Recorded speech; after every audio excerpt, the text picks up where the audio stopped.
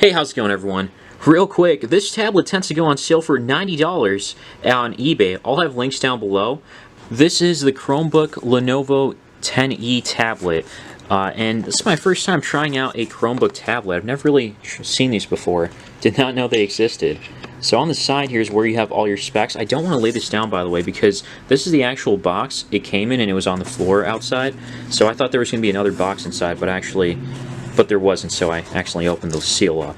The CPU is I think it's the same one that they use in the ONN 11.6-inch Pro that Walmart has, but we'll see how well optimized it is on this tablet. 4 gigs of RAM, 32 gigs of internal storage. The GPU is integrated. 10.1-inch WUXGA IPS screen. Okay. And it's a 3-cell battery. I'm not sure exactly what that means, but the model name is 82AM. On the top, where it also shows you the size in millimeters for everything. So in the box, there's not really much besides the tablet itself. Take this out. It's actually lighter than I thought. Safety guides and user guides. In this big box, all you have is the wall outlet and USB-C cable. This is the tablet itself, kind of thick, and it has this kind of matte finish. I think it's just plastic all around. And starting from the back, there is the Lenovo logo here with a camera that's synced in, not protruding at all. On one side, there's the USB-C port, 3.5mm headphone jack, volume keys, power button. On top are the speaker grills, and I think these might be 2 microphones on top. Not sure, though. And then on the other side, there's nothing. On the bottom, there is this 5-pin magnet to add a keyboard if you want to. It does not come with a keyboard. And in the front is the front camera in the middle. 2 things I noticed from charging this. Number one, there's an LED light that indicates that it's charging here underneath the 3.5 headphone jack. And then on the actual power button, there's a LED light that indicates that it's on or it's recently been on. The layout seems pretty similar, right, to an Android tablet kind of, except it's got its own kind of I guess it is its own layout overall, and it is a different kind of OS. It's running Chrome OS on top. This is the latest version that I just installed. Alright, now it's updated, and when it restarted, it showed me, it let me see what's new on here. So you can scan documents using your camera, natural voices for select to speak, easily organize your browser, tabs into desks. Okay, it's kind of cool. And then you can see the previous update too, what was there. Alright, and by the way, there are gestures on here like what I did just now to just close the app, and then you can just go from there and just pull up the previous app that you were using, and then you can use the back button to go back where you were. And it doesn't look like there's too much bloatware here, but there is Google Stadia.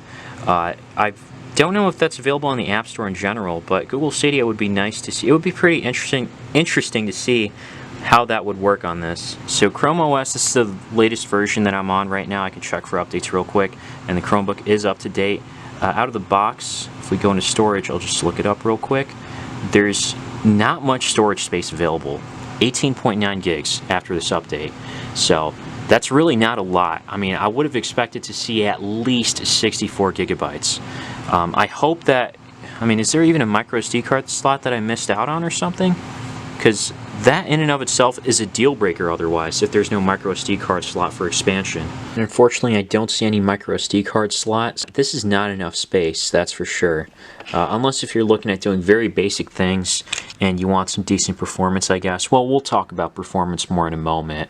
I did go outside to take a picture or a couple pictures, and the pictures were pretty decent from the rear camera.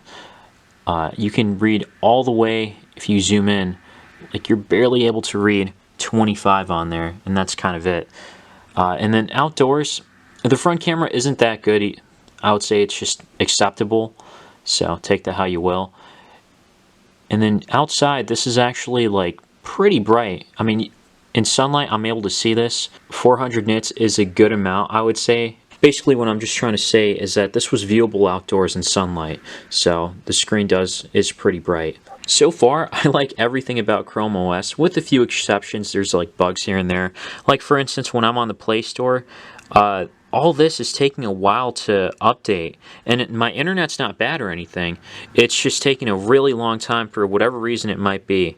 I mean, I started updating this like over 10 minutes ago, so I'm not sure what's going on here exactly. So, but it is what it is. And the reason why I was looking at updating all the apps was because on YouTube, there's a mini player that comes down, and that mini player at times was like, it wasn't showing any video, just the audio. Both of these tablets were released earlier this year. I got the LENOVO 10 Pro from Walmart first. Surprisingly, the speakers are not good at all. These are one of the tiniest speakers, worst speakers that I've seen on a tablet as of late. And that is pretty disappointing to hear. The other thing that's also disappointing is, you know, you can watch videos at full HD 1080p on YouTube, and just like this right here. But when I go on Netflix, unfortunately the videos are not in full HD. And I'm not exactly sure why, because when I go into DRM info, this shows that this has a wideband security of L1. Right there, L1. But it doesn't translate on Netflix for whatever reason. And I'm kind of confused as to why. Maybe I guess DRM info is not as accurate anymore, or at least on Chromebooks. So I feel like the video is capped at like 480p. And this is another thing. It takes a while for these apps to load after you click on them. So the Chromebook's kind of stuck here. So Netflix is loaded finally, and obviously I can't show you the video or anything. Don't want to get copyrighted here. But the Netflix, it's just capped at 480p for some reason. You might be thinking that my internet might be bad or something, but this is actually a downloaded video that I used to show an example of. So no matter what I watch, it's capped at 480p, which is really weird. Browsing the web seems fine, although there is noticeable like stutters and lags like right there, especially when I have this video playing here, and then when you want to move it around there might be some delays every now and then, trying to zoom in and whatnot. Going back to Chrome OS for a minute, one thing I can kind of appreciate over Android is that on the bottom right you have like your taskbar to see your Wi-Fi, Bluetooth, among other things. You can sign out, power off, and then change the brightness here, and you can just lower it too. It's just, and you can see your notifications here, like downloads complete for that Netflix video, and among other things. So I don't want to show too much here. And then battery life is on the bottom here. Battery life so far seems to be pretty good. That's probably the best thing I've noticed so far about this, is that it lasts quite a bit. The reason why it's nice to have the taskbar on the bottom instead of top is because it's just easier for you to reach it with like your finger. I know first world problems here, but yeah, it's just easier to reach to, and it doesn't take up the whole space. And yeah, overall it's nice. I can appreciate that about this. First game here is Roblox. So far, I set the graphics to low, and it seems to be working fine. No major lag or anything.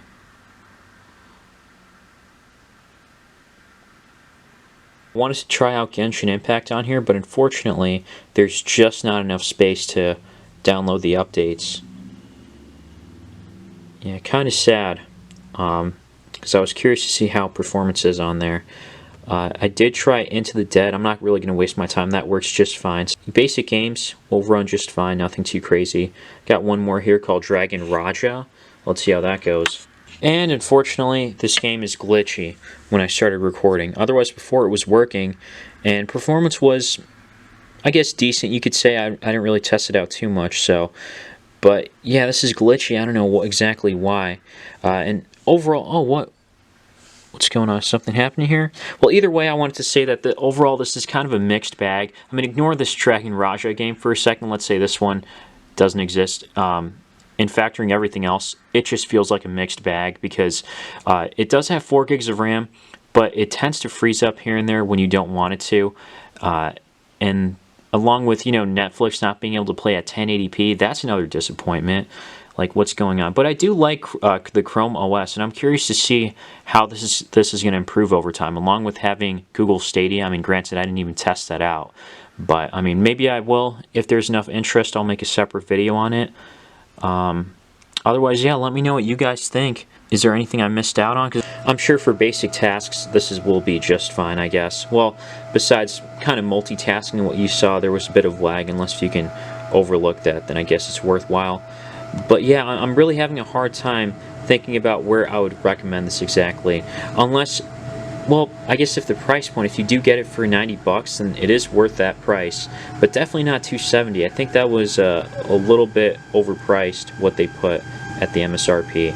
So I am seeing this right now available for like $90 to $115, so I guess it's worthwhile, it's worth a shot, but yeah, otherwise I'd say check out the Amazon Fire 10 HD.